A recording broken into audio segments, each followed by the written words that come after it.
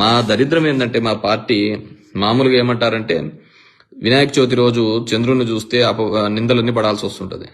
మా పార్టీ ఏమన్నా చంద్రుని చూస్తే పార్టీ పెట్టినట్టుంది. పొద్దున్న లేచిన నుంచి ఈ నిందలు దీన్ని తుడుచుకోవడానికే సరిపోతుంది. అప్పుడు 1,00,000 కోట్లు అండ్రి. సిబిఐ ఎంక్వైరీ అంతా చేసిన తర్వాత 1,500 crores కంటే దీంట్లో లేవు. అది కూడా ఇది జరుగుతుంది. చాలా కూడా ఇప్పటికే డిశ్చార్జ్లు కూడా అయిపోవడం జరిగింది. ఎంతంటే ఇవి మోయడానికి మా దరిద్రం అంతా కూడా మేమంతా మా పార్టీ నడపడానికి సరిపోయే పరిస్థితికి వస్తుంది వీళ్ళు చేసే ఇది. ఇప్పుడు చూస్తున్నాం కదా.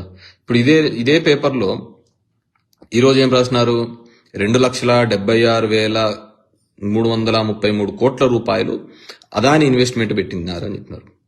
అంతకుముందు ఏం చెప్పారు, అసలు పరిశ్రమలే రాలేదు, పరిశ్రమలే ఇక్కడ లేవు, మొత్తం అందరు పారిపోయినారు అన్నారు. ఇప్పుడు చూస్తే అందరూ కూడా ఇక్కడ 2,76,333 కోట్లు పెట్టినారు. వీళ్ళ పత్రికలోనే గెజిట్ పేపర్లలోనే రాసినారు అనమాట. దాన్ని ఏమనుకోవాలా? సో ఎక్కడికక్కడ ఎవరికి వాళ్లకు అబద్ధాలు చెప్పడం, దానికి ఇది మోసం చేయడము, ఇది చేయడం చెప్పి నేను అది చూసిన తర్వాత ఈరోజు అసెంబ్లీ లాస్ట్ డే అనుకుంటా, ఖచ్చితంగా దీన్ని అసెంబ్లీలో ప్రస్తావిస్తారు. అసెంబ్లీలో ఖచ్చితంగా చంద్రబాబు నాయుడు మాట్లాడి, ఎందుకంటే కింద పైన ఎన్డీఏ కూటమి ప్రభుత్వమే ఉంది, ఆ ప్రభుత్వమే ఉంది కాబట్టి ఖచ్చితంగా దీన్ని సిబిఐ ఎంక్వైరీ వేస్తారు. సో సిబిఐ ఎంక్వైరీ చేస్తారు, అడుగుతాడు, డిమాండ్ చేస్తాడు అంటున్నాను. మరి ఎందుకు డిమాండ్ చేయలేదో అడుగుతాను. ఖచ్చితంగా ఇది ఒక మంచి ఛాన్స్ చంద్రబాబు నాయుడు గారికి. అదానీ మీద గతంలో ఇంతకుముందు అయిన ఒప్పందాల మీద ఈయన మీరు చెప్పిన 2,000 కోట్లు 1,700 కోట్లు ఏమైనా జరిగి ఉంటే సిబిఐ ఎంక్వైరీ కోరండి. ఎందుకంటే ప్రజాధనం ఊరికనే మనం ఎందుకు వదిలిపెట్టాలా?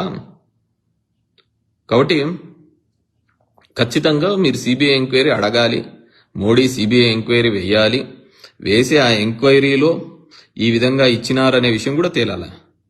పాపం ఎప్పుడు మాట్లాడే వాళ్ళు ఇప్పుడు మాట్లాడటంలే అది సిబిఐ ఎంక్వైరీ గురించి. ఎందుకంటే ఇది కూడా ఒక లడ్డు కహాని లాగానే అయిపోయింది అనమాట. అది చెప్తున్నాను కదా, మా పార్టీకి నిందలు మోయడము, దాన్ని గడుక్కోవడము, ఇంట్లో నుంచి అందరూ వేయడమే, అందరూ నిందలు వేయడము, అది ఇది చేయడము, దాని గురించి మాట్లాడడము, ఇదే సరిపోతుంది.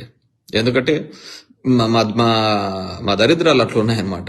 వాళ్ళు వేసిన నిందలు కడుక్కోవడానికి, ఆ బురదనగా తుడుచుకోవడానికే సరిపోయే పరిస్థితులు ఉన్నాయన్నమాట. Whatever maybe.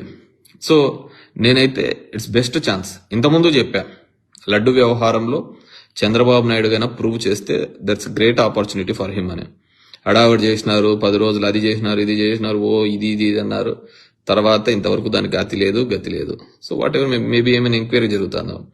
ఇంతకుముందు కూడా రథం దగ్ధమైనప్పుడు కూడా అంతే, దాని మీద కూడా సిబిఐ కానీ ఏపీ గవర్నమెంట్ అప్పుడు రాసింది, జగన్మోహన్ రెడ్డి గారి గవర్నమెంట్, దాని మీద ఎంక్వైరీ ఏం జరగలే. సో ఇట్లాంటివన్నీ ఇప్పుడు ఈ మధ్యన చూడండి, ఎలక్ట్రిసిటీకి సంబంధించి 18,000 కోట్ల రూపాయలు భారం వేసినారు. మనం ఏమన్నా అడుగుతానమ్మా?